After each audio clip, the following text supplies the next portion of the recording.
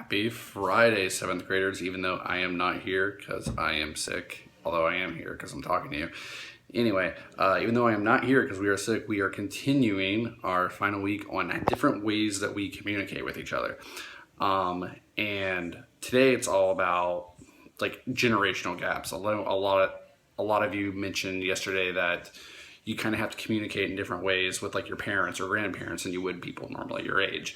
So I want to kind of focus on those differences and see. So part one of what we are doing today is all about phrases that used to be really, really common. Some of them are still common, but you may not know exactly what they mean anymore. These are words that we used when old people like me and Mr. Kaufman were in middle school. Maybe not Mr. Kaufman. I don't know when he was in middle school. Anyway, so I was going to give you an example. So what I told you to do is I gave you 15 phrases that I just picked randomly that I thought would be cool to research or, whatever that we use that I used to use all the time.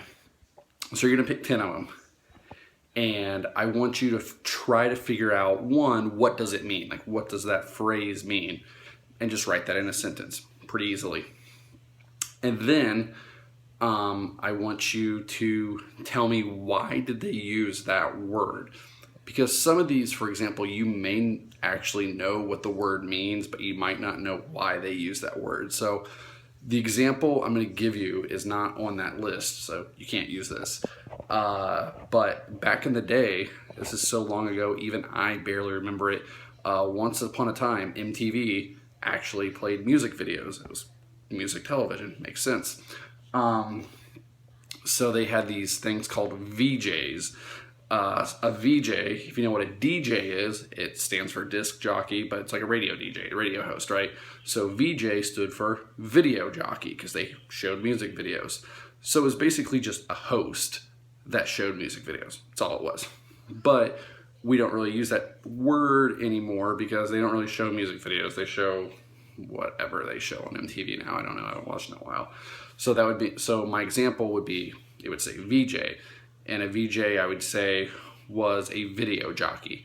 It would just say a VJ was a host on MTV in the 80s and 90s. And then the next sentence might be something like, they use the word VJ because instead of a disc jockey, they were showing videos instead of songs. So it was a video jockey. It was a word that they made up.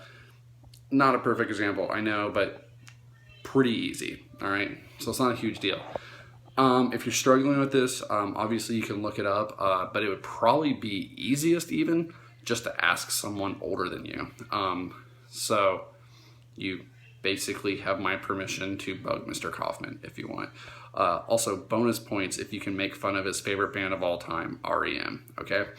Now, the second part of it, down there on the bottom, is I want you guys to come up with a list of words or phrases that maybe you think like people like this guy does not know.